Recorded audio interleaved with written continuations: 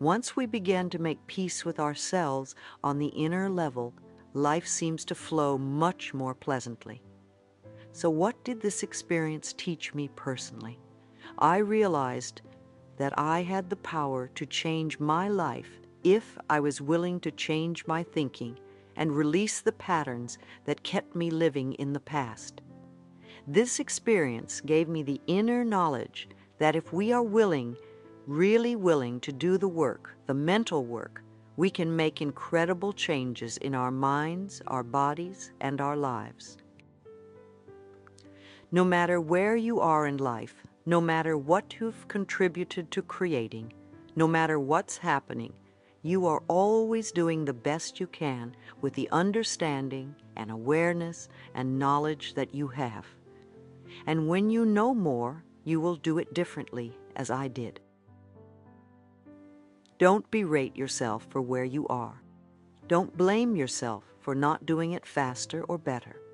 Say to yourself, I'm doing the best I can, and even though I'm in a mess now, I will get out of it somehow, so let's find the best way to do it. If all you do is tell yourself that you're stupid and no good, then you stay stuck. You need your own loving support if you want to make changes. The methods I use are not my methods. Most of them I learned at Science of Mind, which is what I basically teach. Yet these principles are as old as time. If you read any of the old spiritual teachings, you will find the same messages. I am trained as a minister of the Church of Religious Science. However, I do not have a church. I am a free spirit. I express the teachings in simple language so that they may reach many people. This path is a wonderful way of getting your head together and really understanding what life is all about and how you can use your own mind to take charge of your life. When I started all this over 20 years ago, I had no idea that I would be able to bring hope and help to the number of people that I do today. Chapter 3. The power of your spoken word. Every day, declare for yourself what you want in life. Declare it as though you have it. The law of mind. There is a law of gravity, and there are several other physical laws, like physics and electricity, most of which I don't understand. There are also spiritual laws, like the law of cause and effect. What you give out comes back. There is also a law of mind. I don't know how it works, in much the same way that I don't know how electricity works. I only know that when I flick the switch, the light comes on. I believe that when we think a thought, or when we speak a word or a sentence, it somehow goes out from us into a law of mind and comes back to us as experience. We are now beginning to learn the correlation between the mental and the physical. We are beginning to understand how the mind works and that our thoughts are creative. Our thoughts speed through our minds very quickly, so it is difficult to shape them at first. Our mouths, on the other hand, are slower. So if we can start editing our speech by listening to what we say and not letting negative things come out of our mouths, then we can begin to shape and control our thoughts. There is tremendous power in our spoken words, and many of us are not aware just how important they are. Let us consider words as the foundation of what we continually create in our lives. We use words all the time, yet we babble away, seldom thinking about what we are truly saying or how we are saying it. We pay very little attention to the selection of our words. In fact, most of us speak in negatives. As children, we were taught grammar. We were taught to select words according to these rules of grammar. However, I have always found that the rules of grammar continually change, and what was improper at one time is proper at another time, or vice versa. What was slang in the past is considered common usage in the present. However, grammar does not take into consideration the meaning of words and how they affect our lives. On the other hand, I was not taught in school that my choice of words would have anything to do with what I would experience in life. No one taught me that my thoughts were creative, or that they could literally shape my life. Nobody taught me that what I gave out in the form of words would return to me as experiences. The purpose of the Golden Rule was to show us a very basic law of life: do unto others as you would have them do unto you, or what you give out comes back to you. It was never meant to cause guilt. No one ever taught me that I was worth loving or that I deserved good, and nobody taught me that life was here to support me. I remember that as children, we would often call each other cruel and hurtful names and try to belittle one another. But why did we do that? Where did we learn such behavior? Look at what we were taught. Many of us were told repeatedly by our parents or teachers that we were stupid or dumb or lazy. We were a nuisance and not good enough.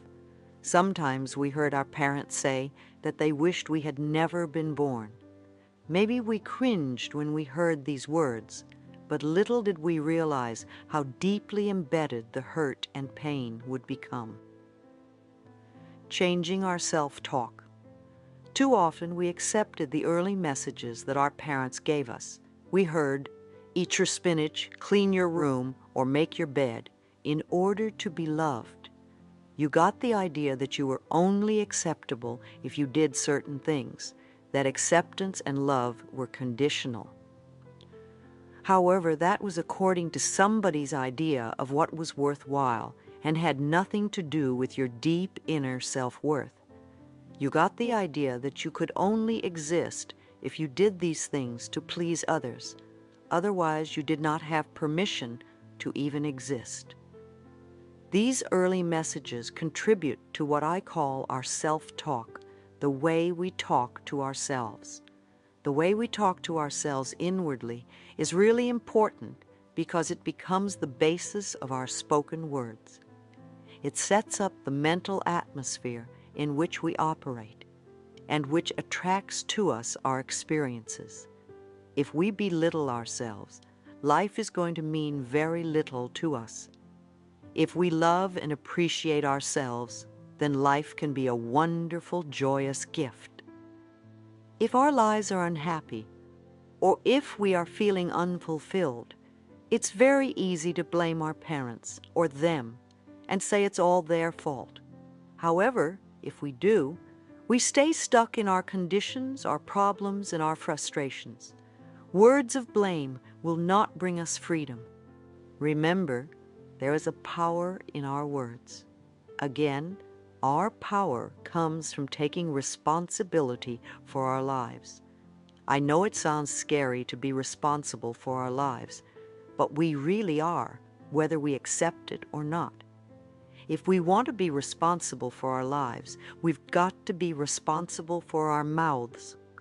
The words and phrases we say are only extensions of our thoughts. Start to listen to what you say. If you hear yourself using negative or limiting words, change them. If I hear a negative story, I don't go around repeating it to everyone. I think it has gone far enough and I let it go. If I hear a positive story, however, I will tell everyone. When you are out with other people, begin to listen to what they say and how they say it. See if you can connect what they say with what they are experiencing in life. Many people live their lives in shoulds.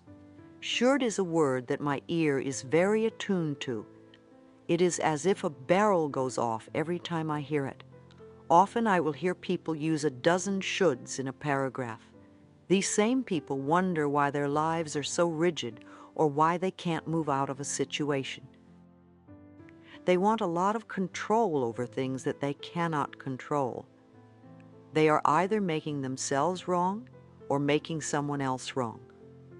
And then they question why they aren't living lives of freedom. We can also remove the expression have to from our vocabulary and our thinking as well.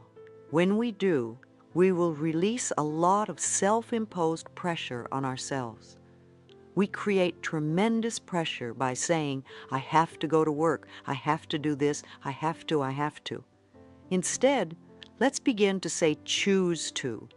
I choose to go to work because it pays the rent right now or whatever. Come from choice.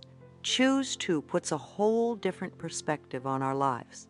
Everything we do is by choice, even though it may not seem to be so. A lot of us also use the word but. We make statements, then we say but, which heads us in two different directions. We give conflicting messages to ourselves. Listen to how you use the word but the next time you speak. Another expression we could be mindful of is don't forget. We are so used to saying don't forget this or that, and what happens? We forget. We really want to remember, and instead we forget. So we can begin to use the phrase please remember in place of don't forget, or I will always remember instead of I will never forget. When you wake up in the morning, do you curse the fact that you have to go to work? Do you complain about the weather? Do you grumble that your back or your head hurts? What is the second and third thing you think or say? Do you yell at the children to get up? Most people say more or less the same thing every morning. How does what you say start your day?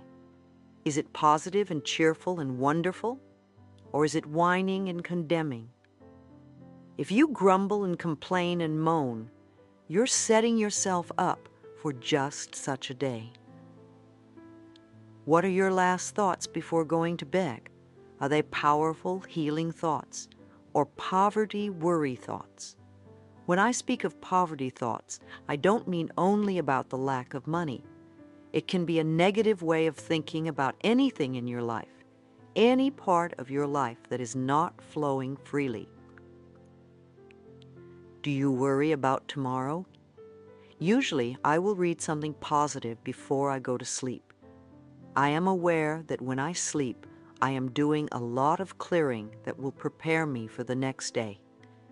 I find it very helpful to turn over to my dreams any problems or questions I may have. I know my dreams will help me take care of whatever is going on in my life. I am the only person who can think in my mind, just like you are the only person who can think in your mind. Nobody can force us to think in a different way. We choose our thoughts, and these are the basis for our self-talk. As I experienced how this process worked more in my life, I began to live more of what I was teaching others. I really watched my words and my thoughts, and I constantly forgave myself for not being perfect. I allowed myself to be me, rather than struggling to be a super person who may only be acceptable in others' eyes. When I began for the first time to trust life and to see it as a friendly place, I lightened up. My humor became less biting and more truly funny. I worked on releasing criticism and judgment of myself and other people. And I stopped telling disaster stories. We are so quick to spread bad news. It's just amazing. I stopped reading the newspaper and gave up the 11 o'clock news at night because all the reports were concerned with disaster and violence and very little good news. I realized that most people don't want to hear good news. They love to hear bad news so that they have something to complain about. Too many of us keep recycling the negative stories until we believe that there is only bad in the world. For a while there was a radio station that broadcast only good news, but it went out of business. When I had my cancer, I decided to stop gossiping, and to my surprise I found I had nothing to say to anyone. I became aware that whenever I met a friend, I would immediately dish the latest dirt with them. Eventually I discovered there were other ways of talking. although it wasn't an easy habit to break. Nonetheless, if I gossiped about other people, then other people probably gossiped about me, because what we give out, we get back. As I worked more and more with people, I really began to listen to what they said. I really began to hear the words, not just get the general drift. Usually after 10 minutes with a new client, I could tell exactly why they had a problem, because I could hear the words they were using. I could understand them by the way they were talking. I knew that their words were contributing to their problems. If they were talking negatively, imagine what their self-talk was like. It must be more of the same negative programming, poverty thinking, as I called it. A little exercise I suggest you do is to put a tape recorder by your telephone, and every time you make or get a call, push the record button.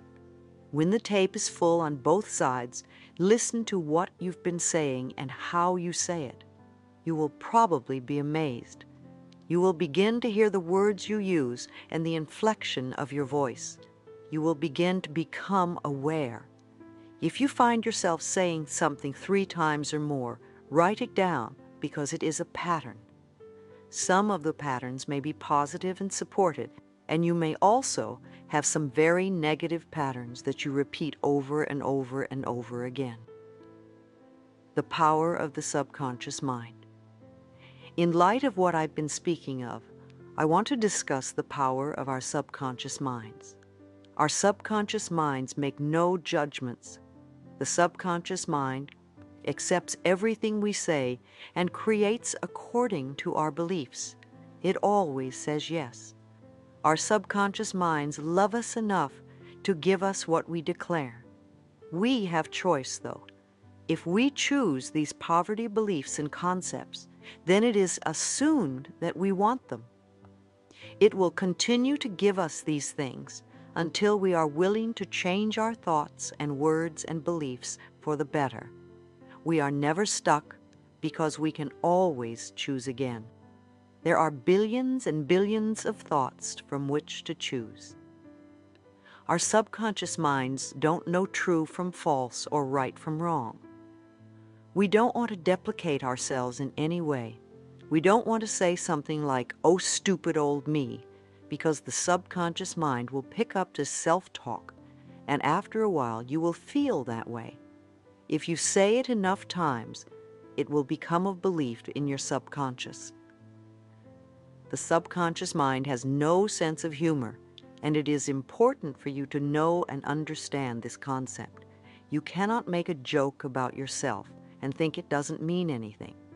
If it is a put-down about yourself, even if you're trying to be cute or funny about it, the subconscious mind accepts it as true. I don't let people tell put-down jokes in my workshops. They can be raunchy but not put-downs of a nationality or sex or whatever. So don't joke about yourself and make derogatory remarks about yourself, because they will not create good experiences for you. Don't belittle others either. The subconscious mind doesn't distinguish between you and the other person. It hears the words, and it believes you are talking about yourself. The next time you want to criticize someone, ask why you feel that way about yourself. You only see in others what you see in yourself. Instead of criticizing others, praise them, and within a month, you will see enormous change within you. Our words are really a matter of approach and attitude. Notice the way that lonely, unhappy, poor, sick people talk. What words do they use? What have they accepted as the truth for themselves? How do they describe themselves? How do they describe their work, their lives, their relationships? What do they look forward to? Be aware of their words, but please don't run around telling strangers that they are ruining their lives by the way they talk. Don't do it to your family and friends either, because the information will not be appreciated. Instead, use this information to begin to make the connection for yourself and practice it if you want your life to change, because even on the smallest level, If you change the way you talk, your experiences are going to change. If you are a person with an illness who believes that it is fatal and that you're going to die and that life is no good because nothing ever works for you, then guess what? You can choose to release your negative concept of life. Start affirming for yourself that you are a person who is lovable and that you are worth healing and that you attract everything you need on the physical level to contribute to your healing. Know that you are willing to get well and that it is safe for you to get well. Many people only feel safe when they are sick. They are usually the kind that have difficulty saying the word no. The only way they can say no is by saying, "I'm too sick to do it." It's a perfect excuse.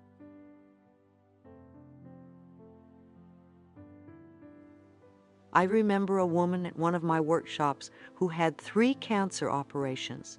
She couldn't say no to anybody. Her father was a doctor, and she was Daddy's good little girl, so whatever Daddy told her to do, she did. It was impossible for her to say no. No matter what you asked her, she had to say yes. It took 4 days to get her to literally shriek no at the top of her lungs. I had her do it while shaking her fist, "No, no, no," and once she got into it, she loved it. I find that many women with breast cancer can't say no. They nourish everybody except themselves.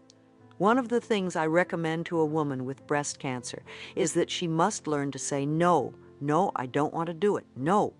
2 or 3 months of saying no to everything and everyone will begin to turn things around. She needs to nourish herself by saying, "This is what I want to do, not what you want me to do."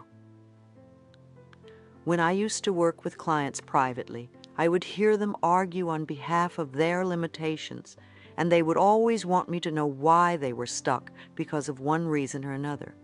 If we believe we are stuck and accept that we are stuck, then we are stuck. We get stuck because our negative beliefs are being fulfilled. Instead, let's begin to focus on our strengths. Many of you tell me that my tapes saved your lives. I want you to realize that no book or tape is going to save you. A little piece of tape in a plastic box is not saving your life. What you are doing with the information is what matters. I can give you plenty of ideas, yet what you do with them is going to count. I suggest that you listen to a particular tape over and over again for a month or more so that the ideas become a new habit pattern. I'm not your healer or savior. The only person who's going to make a change in your life is you. Now, what are the messages you want to hear? I know I say this over and over again. Loving yourself is the most important thing you can do, because when you love yourself, you're not going to hurt yourself or anyone else. It's my prescription for world peace. If I don't hurt me and I don't hurt you, how can we have war? The more of us who can get to that place, the better the planet will be. Let's begin to be conscious of what is going on by listening to the words we speak to ourselves and to others. Then we can begin to make the changes that will help heal ourselves as well as the rest of the planet.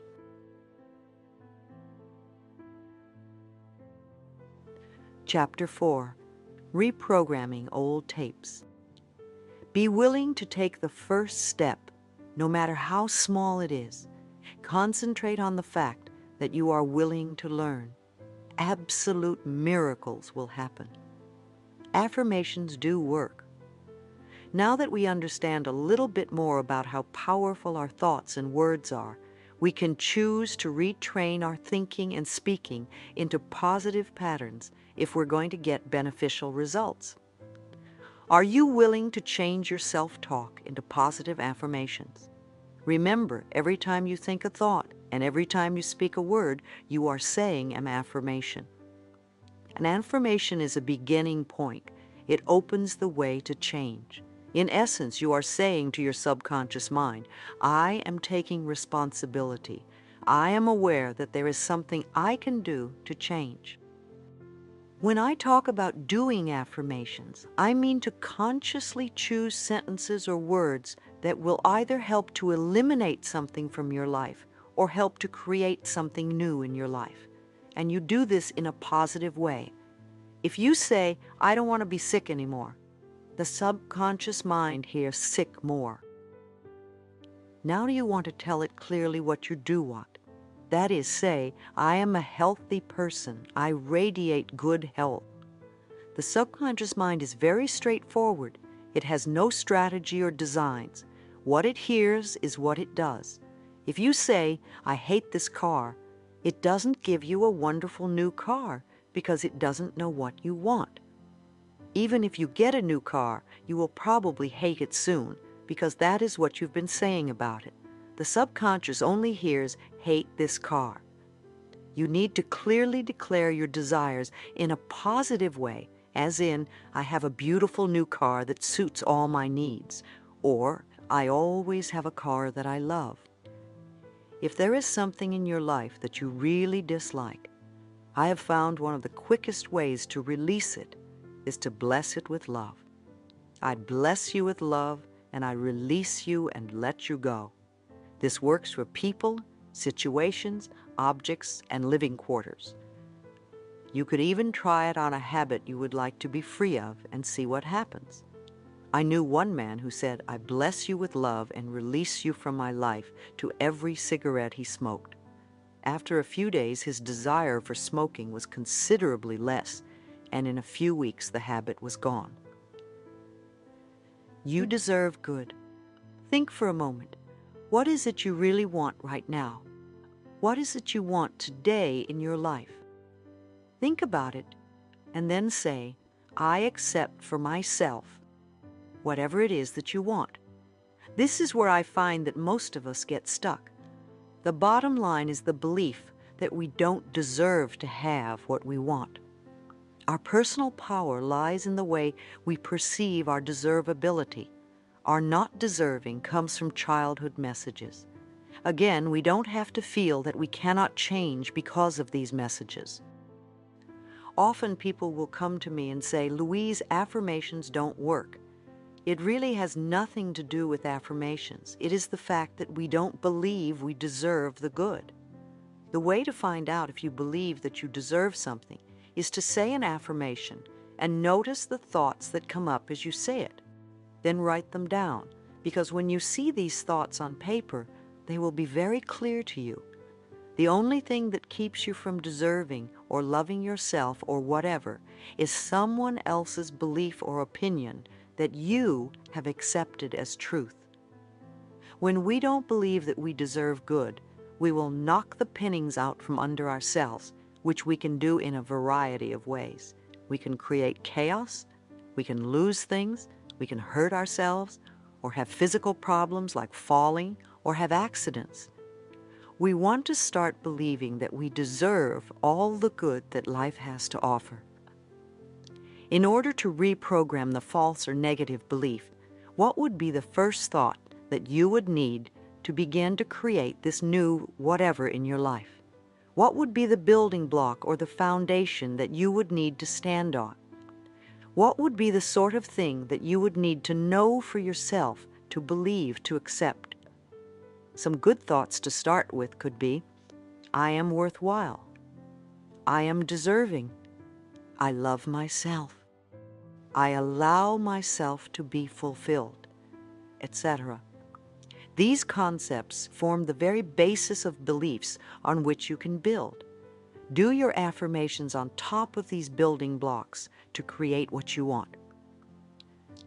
Whenever I speak somewhere, someone will come up to me at the end of the lecture or will write me a letter and tell me that he or she has had a healing take place while they were in the room. Sometimes it's very minor, and sometimes it's quite dramatic. A woman came up to me once and told me that she had had a lump in her breast, and it literally disappeared during the lecture. She heard something, and she decided to let something go. This is a good example of how powerful we are. When we are not ready to let something go, when we really want to hold on to something because it's serving us in some way. It doesn't matter what we do. It probably won't work.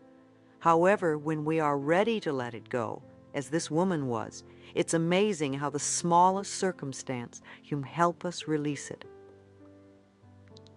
If you still have a habit that you haven't released, ask yourself how it serves you. What do you get out of it? If you can't get an answer, ask in a different way. If I no longer had this habit, what would happen? Very often the answer is, my life would be better.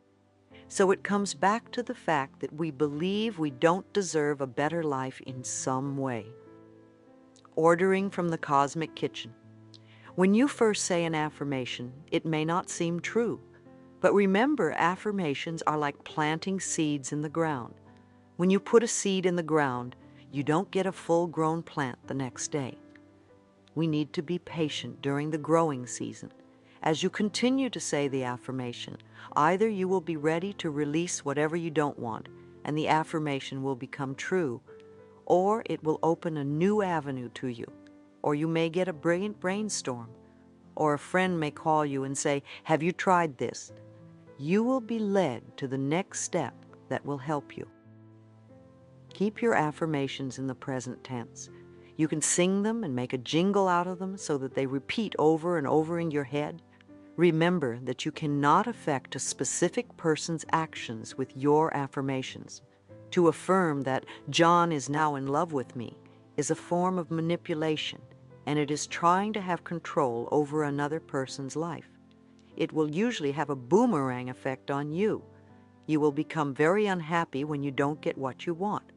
You can say, "I am now loved by a wonderful man who is," and list the qualities that you want in the relationship.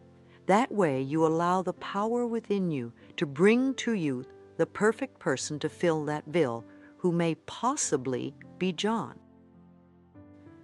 You don't know what another person's spiritual lesson is, and you don't have a right to interfere in their life process. You certainly wouldn't want someone else doing it to you. If someone is ill, bless them and send them love and peace, but don't demand that they get well. I like to think of doing affirmations as placing an order in the cosmic kitchen. If you go to a restaurant and the waiter or waitress comes and takes your order, you don't follow them into the kitchen to see if the chef got the order or how he's going to prepare the food. You sit and drink water or coffee or tea, or you talk to your friend and maybe eat your roll. You assume that your food is being prepared and will be out when it's ready. It's the same when we begin to do affirmations. When we put our order into the cosmic kitchen, the great chef, our higher power, is working on it. So you go on with your life and know that it is being taken care of. It's on order. It's happening. Now, if the food comes out and it isn't exactly what you ordered, and if you have self-esteem, you will send it back. If not, you will eat it. You also have a right to do that with the cosmic kitchen. If you don't get exactly what you want, you can say, "No, that's not quite it. This is what I want." Perhaps you weren't clear in your ordering. The idea here, too, is to let go.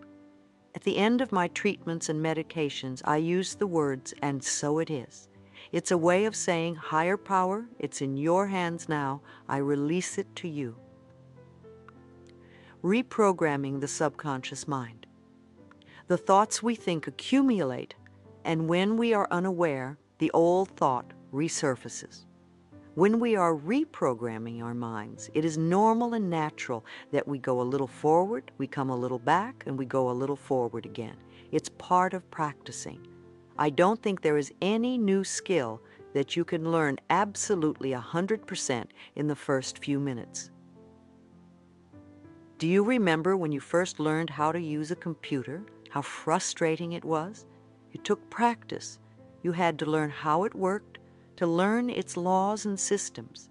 I called my first computer my magic lady, for when I mastered her rules, she did indeed deliver what seemed like magic to me. Yet while I was learning, the way she would teach me I was off track or going in the wrong direction was to devour pages of work, that I would then have to do all over again.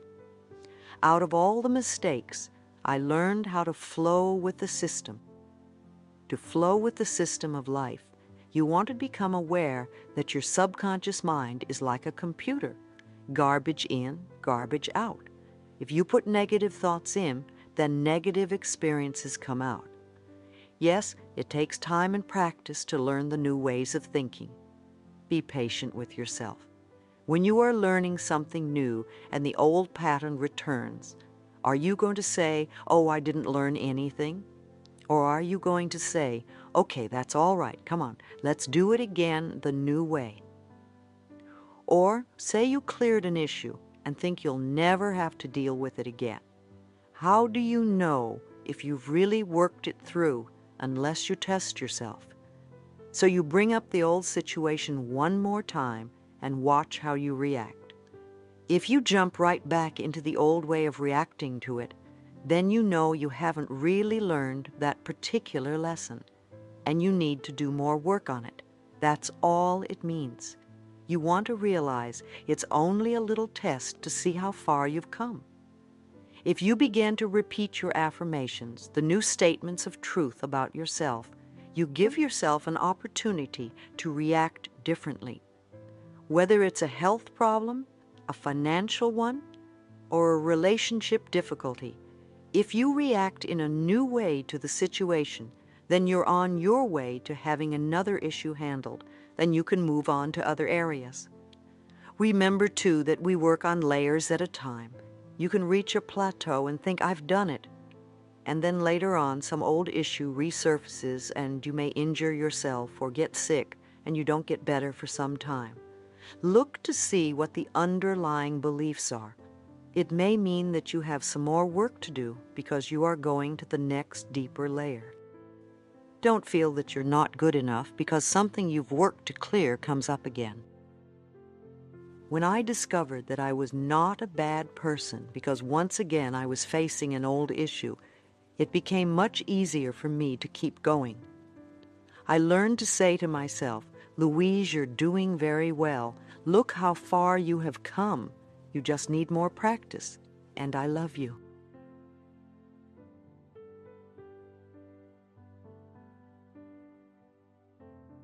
I believe that each one of us decides to incarnate upon this planet at particular points in time and space.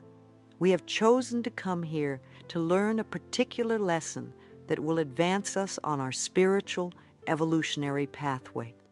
One of the ways to allow the process of life to unfold for you in a positive, healthy way is to declare your own personal truths. Choose to move away from the limiting beliefs that have been denying you the benefits you so desire. Declare that your negative thought patterns will be erased from your mind. Let go of your fears and burdens. For a long time now, I have been believing the following ideas, and they have worked for me. Everything I need to know is revealed to me. Everything I need comes to me in the perfect time-space sequence. Life is a joy and filled with love. I am loving and lovable and loved. I am healthy and filled with energy. I prosper wherever I turn. I am willing to change and to grow, and all is well in my world. I have learned that we don't always stay positive 100% of the time, and I include myself in this knowledge. As much as possible, I see life as a wonderful, joyous experience. I believe that I am safe. I have made it a personal law for me. I believe that everything I need to know is revealed to me, so I need to keep my eyes and ears open.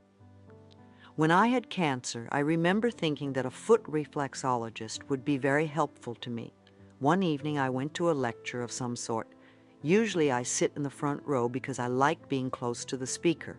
However, that night I was compelled to sit in the back row, and right after I sat down, a foot reflexologist sat next to me.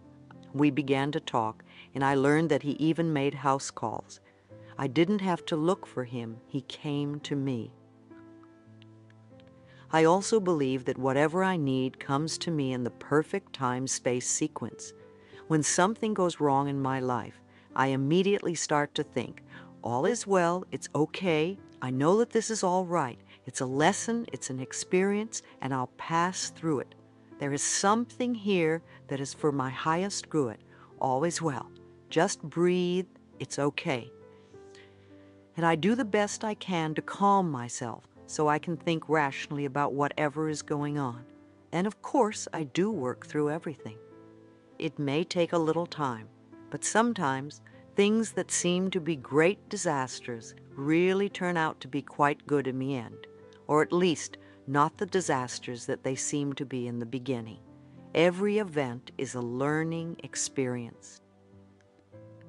I do a lot of positive self-talk, morning, noon, and night.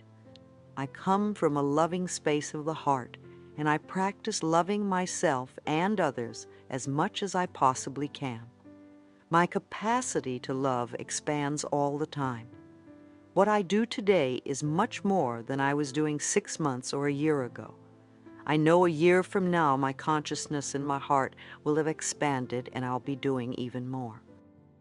I know that what I believe about myself becomes true for me, so I choose to believe wonderful things about myself. There was a time when I didn't, so I know I have grown and I continue to work on myself. I also believe in meditation. To me, meditation is when we sit down and turn off our dialogue long enough to hear our own inner wisdom. When I meditate, I usually close my eyes, take a deep breath, and ask, what is it I need to know? I sit and listen. I might also ask, what is it I need to learn? Or what is the lesson in this? Sometimes we think we're supposed to fix everything in our lives, and maybe we're really only supposed to learn something from the situation. I remember when I first began to meditate, I had violent headaches for the first 3 weeks. Meditation was so unfamiliar and against all my usual inner programming. Nevertheless, I hung in there, and the headaches eventually disappeared. If you are constantly coming up with a tremendous amount of negativity when you meditate, it may mean that it needs to come up. And when you quiet yourself, it starts to flow to the surface. Simply see the negativity being released. Try not to fight it. Allow it to continue as long as it needs to. If you fall asleep when you meditate, that's all right too. Let the body do what it needs to do. It will balance out in time. Reprogramming your negative beliefs is very powerful. A good way to do it is by making a tape with your own voice saying your affirmations. Play it as you go to sleep. It will have a great deal of value for you because you will be listening to your own voice. An even more powerful tape would be your mother's voice telling you how wonderful you are and how much she loves you. Once you have the tape, it's good to relax the body before you begin reprogramming. Some people like to start with the tips of their toes and move to the top of their head, tensing and relaxing. However you do it, breathe and release the tension. Let the emotions go. Get to a state of openness and receptivity. The more relaxed you are, the easier it is to receive the new information. Remember, you are always in charge and you are always safe.